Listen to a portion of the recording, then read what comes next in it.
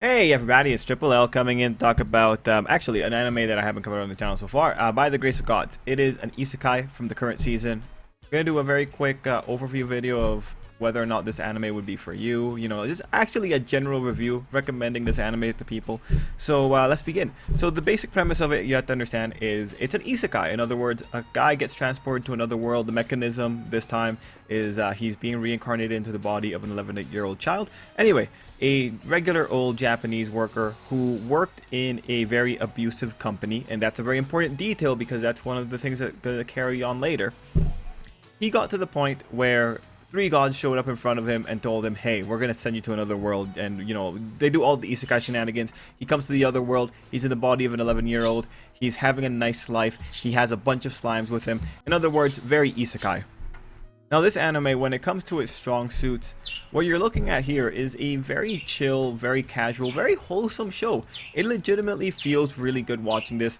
So that's my first recommendation. The people that should be watching this are the people that are okay with slice of life, and the people that are okay with watching just a nice time. It's the kind of show that you come home and you watch, and you don't have to really think too hard. You just go along with it. You watch the character smile, you watch the character be happy. It's a nice time. I legitimately don't think that you should be looking at anything beyond that. So if you wanted a more dense show, a show that goes a little bit more into the setting, or is maybe a little bit more serious, or maybe a little bit more brutal, this isn't going to be the show for you. I'm not sure if you can already see it from the way this show looks, but it doesn't got that feeling.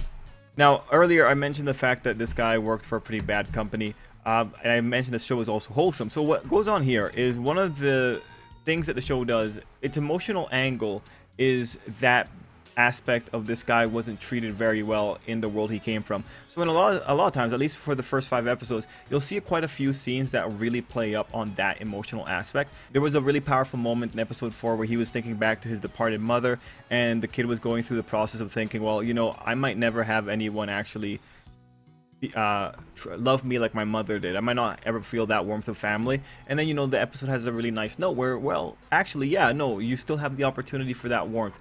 And it's moments like that. For instance, another instance that plays up on his background being a guy that was abused by a company. He feels a little bit more like he needs to get a little bit more involved when there are bad workplace practices occurring.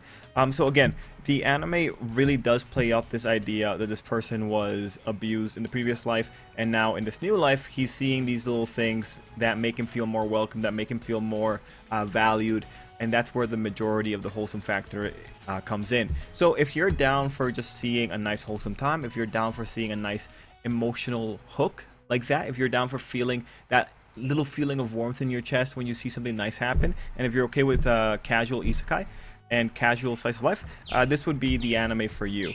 Of course, it has other little things that isekais do. Some of the little things that I've enjoyed from this one is that they're playing around with the isekai trope of other people coming into the world and just talking kind of a little bit about how these other people might have shifted the world a little bit with their various modern day knowledge impacting the world.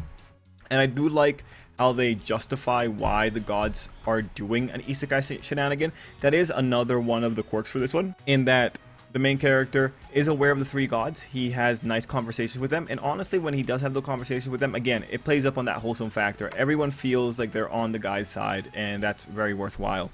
Now, in terms of its weaknesses, I said earlier, if you want a serious show, this is not the show for you. And I really cannot understate that.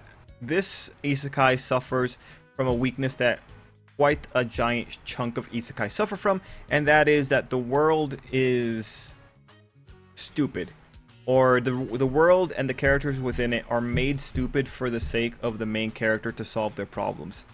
And what I mean by that is that usually an isekai main character will come in and they know how to fix something, maybe by their own knowledge, or actually, yeah, it's almost always by their own knowledge or their own understanding of social norms in the modern world.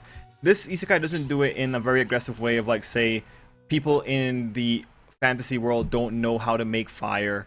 You know, it's nothing like that. It does it a little bit more of a subtle way, but the weakness is still there. The biggest example comes from episode 4. And in episode 4, just to give you the cliff notes, the situation is ultimately one where the Duke's family is in town. The Duke's family is essentially the main character's benefactor. The main character is talking to a guild leader. So this is a pretty big guy in the town. and they're having a conversation talking about the corruption in the local town government.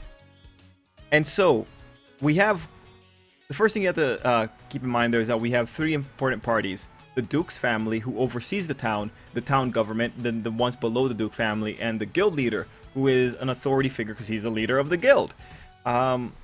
And what ultimately happens here is that the main character tells the guild leader, "Oh, hey, I should tell the Duke's family." And the guild leader is like, "Oh, why would you do that?" And so this is one of the critical moments right there. I think from the perspective of writing, to have a character who has acknowledged the importance of the Duke's family, have him question why a Duke would feel invested to help out with corruption in a local government, when on paper said Duke is also known for social reform and for being kind. I don't fully understand how you could even fathom having that line be a thing in the anime. How could you even fathom having an official ask the question of why would the Duke be interested in corruption? And so that leads me to one of my points in general, that this is a situation where when the anime needs to make a conflict for the character to solve, it is willing to kind of just dumb down the common sense and the rationality of the characters living in that world. Again, not the most aggressive form that we've ever seen in isekai, but what it ultimately tells me as I'm watching this is that it should probably stay away from conflict. I think it should really stay on slice of life. So in other words, as we go into the future, if it ever comes to a situation where it seems like the writer needs to come up with a conflict to have the character do something, we might expect some weaker formulations for the conflict that the character approaches. Continuing in that stream of thought, continuing with the idea that the characters in the fantasy world are kind of downplayed in order to make the main character seem like he is a savior. There is another instance, and this is more having to do with just common sense in the world. But there's a plot point in episode 4 and 5 about the idea of playing with magic. And the gist of it is, the Duke's family is like, "Yo, how did you get so good at your magic? Because my little girl, how do you have such great control? You're so great with so much magic, and you're pulling it off." And the guy's like, "Oh yeah, I just play with magic." And everyone's like, "Play with magic? Wow, did that really make a difference?" And so it's really interesting that we're talking about playing with magic, and then when you see in episode 5 what playing with magic actually looks like, me watching that, I kind of like back up a little bit, because for me, when I see playing with magic in episode 5 the way they do it, it looks more like experimentation. And this leads to the bigger point. I find it very unreasonable to say that a child, especially knowing that children love being creative and love playing with things. I mean, you always hear the stories about children playing with guns and then ultimately horrible ends. You heard stories about children playing with fire, with weapons. Children are creative. The idea that a child would never attempt to blow bubbles with their magic, I don't know what kind of disciplined world that is, but that is... that's again one of those points that it depends on you where your suspension of disbelief lies. But regardless, you make the stipulation and it goes against human nature. And so ultimately what ends up happening is that when you say that these people it's never occurred to them to play with magic, especially considering all these people have been children before, that it's never occurred to them to play with magic. And then when you see the actual practice of it, which is like adjusting how much magic you pour into your spell, adjusting what you do with it. When you see that level of experimentation, it's what you ultimately see is that this isekai falls into the trapping of it really underplays how creative humans are, especially with the way that they express what playing with magic looks like. So that's another weakness. It's underplaying the creativity of humanity in a way. It's kind of ignoring human nature. And continuing on that, there's one more weakness, and that is the ignoring of human nature. This is going back to episode 4, because episode 4 was really where the majority of the weaknesses came out, because it was a conflict-heavy episode. There was a scene where the guild leader was telling the main character about the problems going on in the town, and they were talking about how, well, the town government doesn't want to pay the slum dwellers anymore, because the slum dwellers were the ones that were cleaning the public latrine. or the public bath. I think it was the public toilet. That's what they were cleaning. The guild leader summarized all of that by saying people aren't gonna work if they don't think the money is worth it, or something along those lines. In other words, you know, if you pay them too little, people aren't gonna work. And when I saw that line, what I thought was, well, this is a fundamental misunderstanding of human nature. And the reason I say that is because human history is filled with labor abuses. And it's not an issue of people feeling that the work isn't worthwhile. It's an issue of people need money. And especially when you have slum dwellers being the people who are being affected the most, it is exceedingly out of touch to say that these people would not work for whatever money they could get. Now look, if that town has a great economy and they have like a great other, if they have a great job market, then totally. When people have better options, they will take better options. But if people don't have options, and that is the case in this particular situation that the conflict set up, the line that they wouldn't work because they don't think the money they're getting for cleaning toilets is worth it, that's exceedingly out of touch. And to me, again, it's the bending of human nature in order to make the plot work. And that's where the issue comes back. It's really, how far is your suspension of disbelief? How far can you take it?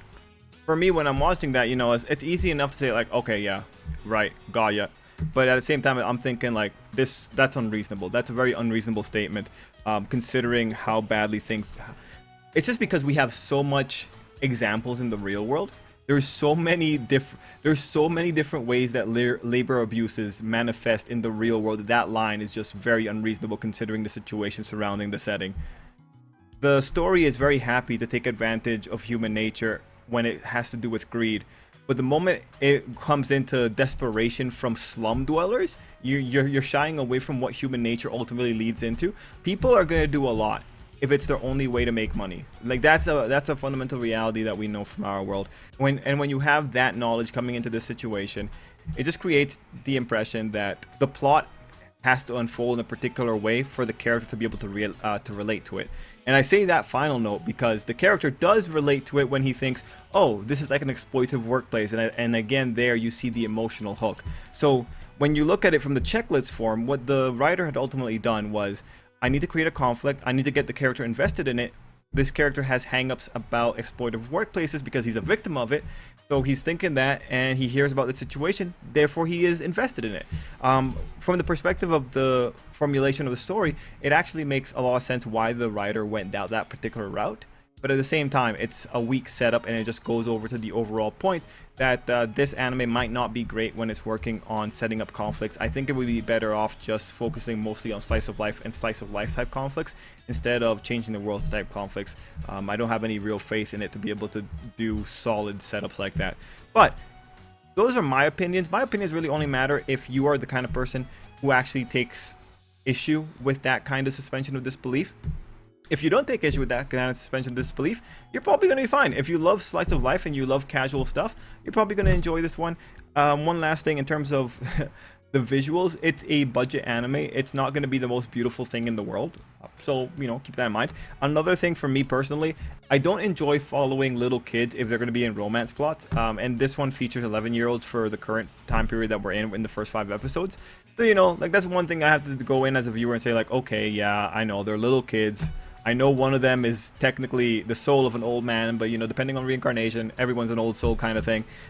Point of the matter, though, is that's one of my personal hangups. Don't really like watching little kids, and don't really like having my isekai characters be 11-year-olds. But whatever. No, that's if you have a hang up there, that's why I'm letting you know. Any other points to say about it? Nah. By the Grace of Gods has been a fun time. I enjoy watching it week to week, and I'm excited to see more of it. Because again, it's a nice little relaxer when you come home and just sit back and you just need something to watch. Anyway, guys, let me know what you thought about By the Grace of Gods down below if you have watched it. And until next time, I hope you have an absolutely great day.